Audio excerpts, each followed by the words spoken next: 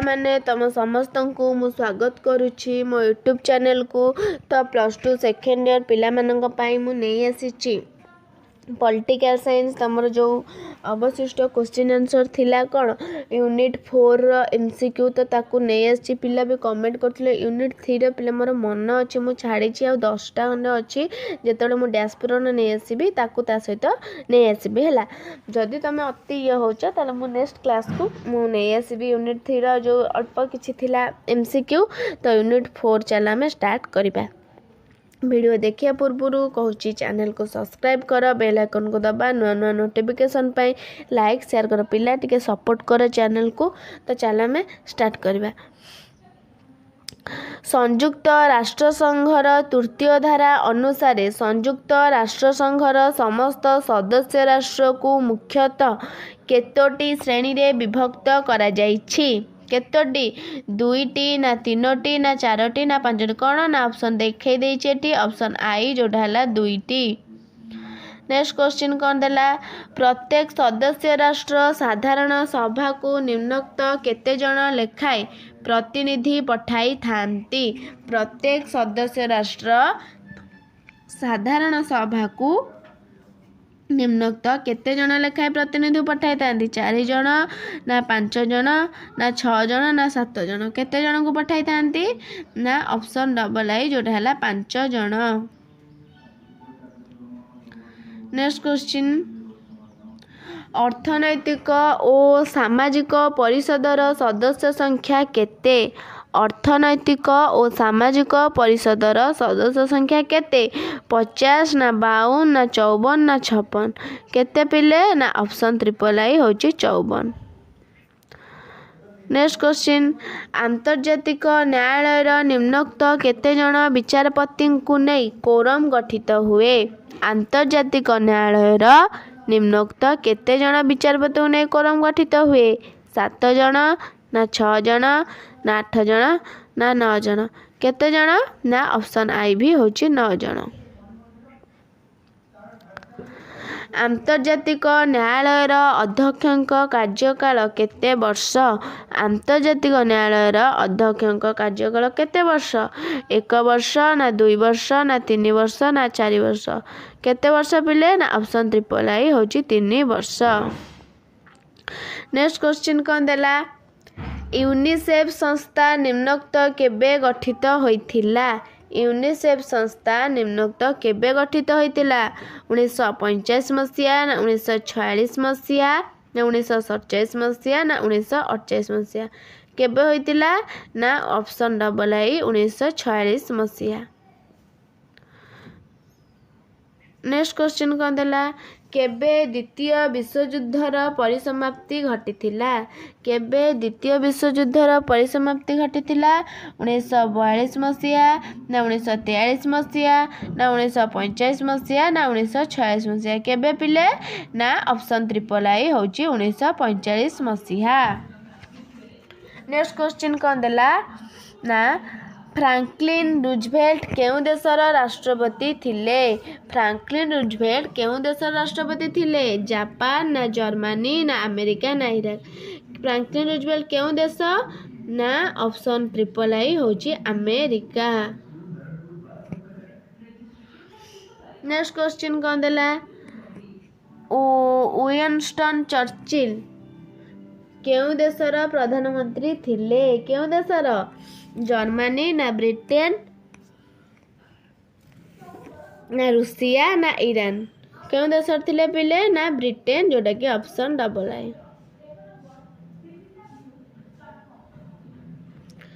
Next question कौन देला विश्व शांति प्रतिष्ठा पाई 8 पदा संबलित आटलांटिका सनद केबे जारी करे जाइथिला? विश्व शांति प्रतिष्ठा पाई 8 दफा संबलित आटलांटिका सनद केबे जारी करा जाइथिला? 1941 मसीहा जून 2 तारिख ना 1941 मसीहा अगस्त 14 तारिख ना 1942 मसीहा जुलाई 16 तारिख ना 1943 मसीहा सेप्टेम्बर 11 तारिख केते तारिख रे विश्व शांति प्रतिष्ठा 8 दफा संबलित ना ऑप्शन डबल आई जोटा होची 1941 मसीहा अगस्त कौन ना 14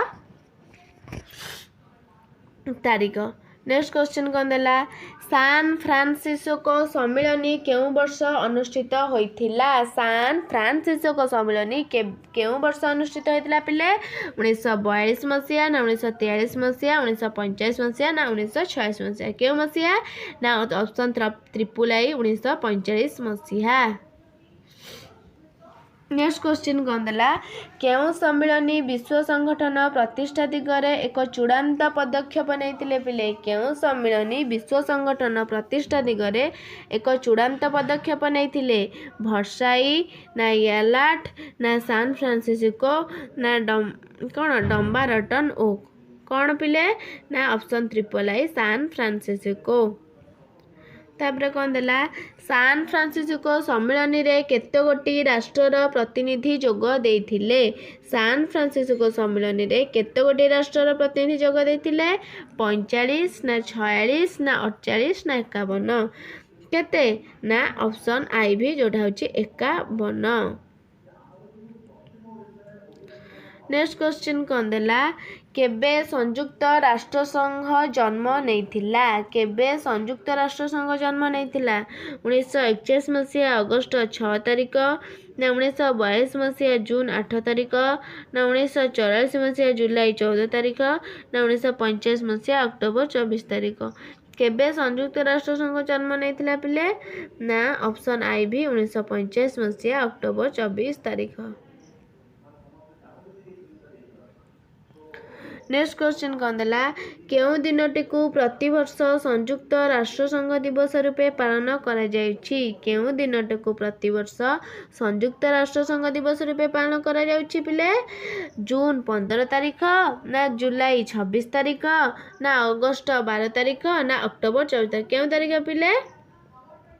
ନା ଆଇ ଭି ଅକ୍ଟୋବର 24 ତାରିଖ।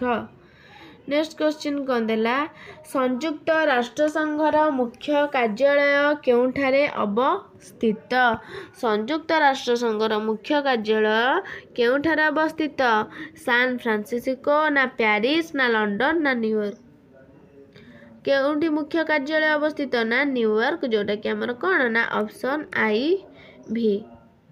ନେକ୍ସଟ କ୍ୱେଶ୍ଚିନ୍ କ'ଣ ଦେଲା?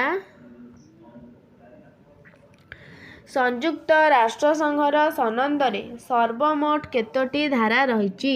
ସଂଯୁକ୍ତ ରାଷ୍ଟ୍ରସଂଘର ସନନ୍ଦରେ ସର୍ବମୋଟ କେତୋଟି ଧାରା ରହିଛି ପିଲେ? 111ଟି ନା 113ଟି ନା 122ଟି ନା 132ଟି? କେତୋଟି ଧାରା ରହିଛି? ନା ଅପସନ୍ ଆଇ 111ଟି। ନେକ୍ସଟ କ୍ୱେଶ୍ଚିନ୍ କ'ଣ ଦେଲା? ସଂଯୁକ୍ତ ରାଷ୍ଟ୍ରସଂଘର ସନନ୍ଦ କେତେଗୋଟି ଭାଷାରେ ଲିଖିତ? ସଂଯୁକ୍ତ ରାଷ୍ଟ୍ରସଂଘର ସନନ୍ଦ କେତେଗୋଟି ଭାଷାରେ ଲିଖିତ? ପିଲେ ଦେଲା ଅପସନ୍ ଏଠି 4ଟା, 2ଟି ନା 3ଟି ନା 4ଟି ନା 5ଟି? କେତେ? ନା ଅପସନ୍ ଆଇ ଭି ହେଉଛି 5ଟି।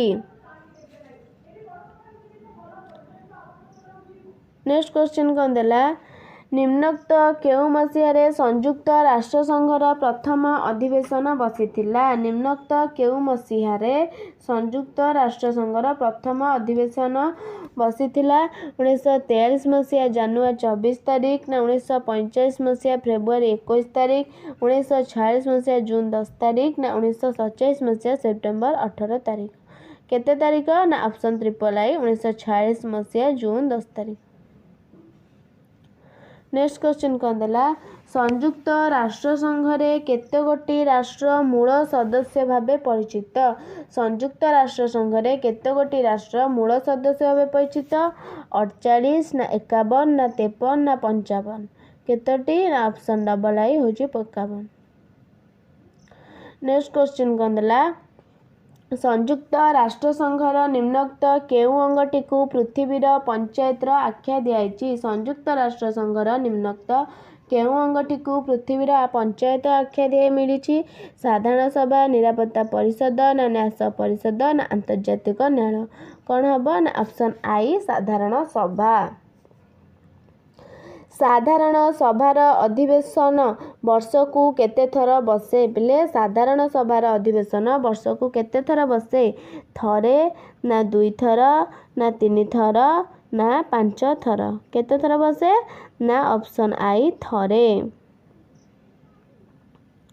ତାପରେ ଦେଲା କ'ଣ ସାଧାରଣ ସଭାର ସଭାପତି କେତେ ବର୍ଷ ପାଇଁ ସଦସ୍ୟ ରାଷ୍ଟ୍ରର ପ୍ରତିନିଧିମାନଙ୍କ ଦ୍ୱାରା ନିର୍ବାଚିତ ହୋଇଥାନ୍ତି। ସାଧାରଣ ସଭାର ସଭାପତି କେତେ ବର୍ଷ ପାଇଁ ସଦସ୍ୟ ରାଷ୍ଟ୍ରର ପ୍ରତିନିଧିମାନଙ୍କ ଦ୍ୱାରା ନିର୍ବାଚିତ ହୋଇଥାନ୍ତି? 1 ବର୍ଷ ନା 2 ବର୍ଷ ନା 3 ବର୍ଷ ନା 4 ବର୍ଷ? କେତେ ବର୍ଷ ପିଲେ? ନା 1 ବର୍ଷ, ଯେଉଁଟାକି ଅପସନ୍ ଆଇ। ନ୍ୟାସ ପରିଷଦର କାର୍ଯ୍ୟକୁ କିଏ ତଦାରଖ କରିଥାଏ? ନ୍ୟାସ ପରିଷଦର କାର୍ଯ୍ୟକୁ କିଏ ତଦାରଖ କରିଥାଏ? ସାଧାରଣ ସଭା ନା ନିରାପତ୍ତା ପରିଷଦ ନା ଆନ୍ତର୍ଜାତିକ ନ୍ୟାୟାଳୟ ନା ସଚିବାଳୟ? କ'ଣ? ନା ଅପସନ୍ ଆଇ ସାଧାରଣ ସଭା।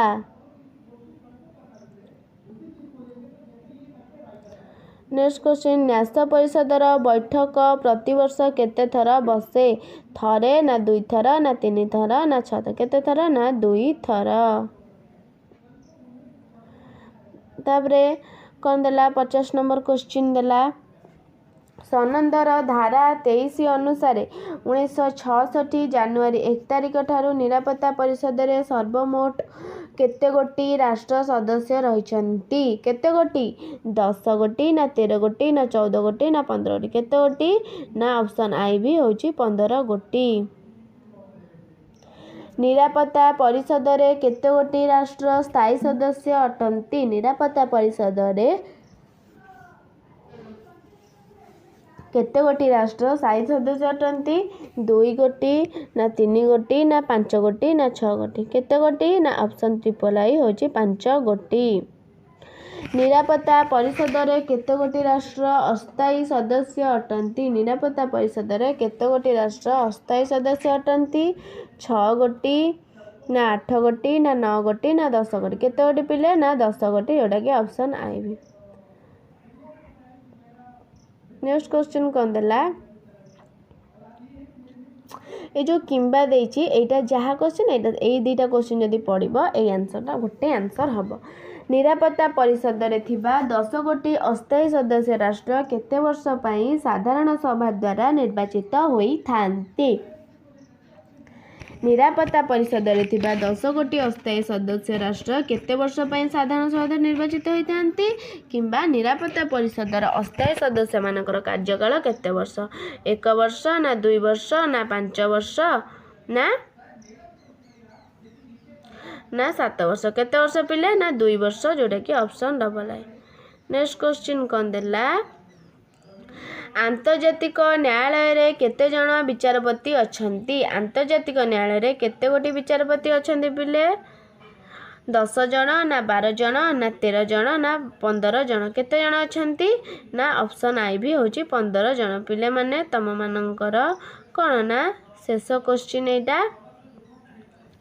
କାହାର ସୁପାରିଶ କ୍ରମେ ସାଧାରଣ ସଭା ଦ୍ୱାରା ଆନ୍ତର୍ଜାତିକ ନ୍ୟାୟାଳୟର ବିଚାରପତିମାନେ ନିର୍ବାଚିତ ହୋଇଥାନ୍ତି? କାହାର ସୁପାରିଶ କ୍ରମେ ସାଧାରଣ ସଭା ଦ୍ୱାରା ଆନ୍ତର୍ଜାତିକ ନ୍ୟାୟାଳୟର ବିଚାରପତିମାନେ ନିର୍ବାଚିତ ହୋଇଥାନ୍ତି? ସାଧାରଣ ସଭା ନା ଅର୍ଥନୈତିକ ସାମାଜିକ ପରିଷଦ ନା ନିରାପତ୍ତା ପରିଷଦ ନା ସଚିବାଳୟ? କ'ଣ ହେବ? ନା ଅପସନ୍ ଟ୍ରିପଲ୍ ଆଇ ନିରାପତ୍ତା ପରିଷଦ। ତ ତମମାନଙ୍କ ପାଇଁ ମୁଁ ନେଇ ଆସିଛି MCQ question answer unit IV ର। ତ ଆଉ ଯେତିକି ଅବଶିଷ୍ଟ କ୍ୱେଶ୍ଚିନ୍ ଆନ୍ସର୍ ରହିଲା ମୁଁ ନେକ୍ସଟ କ୍ଲାସ୍କୁ ନେଇ ଆସିବି। ପିଲାମାନେ ଚ୍ୟାନେଲକୁ କ'ଣ ସବସ୍କ୍ରାଇବ୍ କର, ସେୟାର କର, ଲାଇକ୍ କର, କମେଣ୍ଟ କର ଏବଂ ସପୋର୍ଟ କର। ରହୁଛି ଧନ୍ୟବାଦ। ଗଡ୍ ବ୍ଲେସ୍ ୟୁ ସମସ୍ତଙ୍କୁ। ପରୀକ୍ଷା ପାଇଁ ଅଲ୍ ଦି ବେଷ୍ଟ। ପରୀକ୍ଷା ଅଳ୍ପ ଦିନ ହେଲା, ତମମାନେ ପଢ଼। ରହୁଛି ପିଲେ।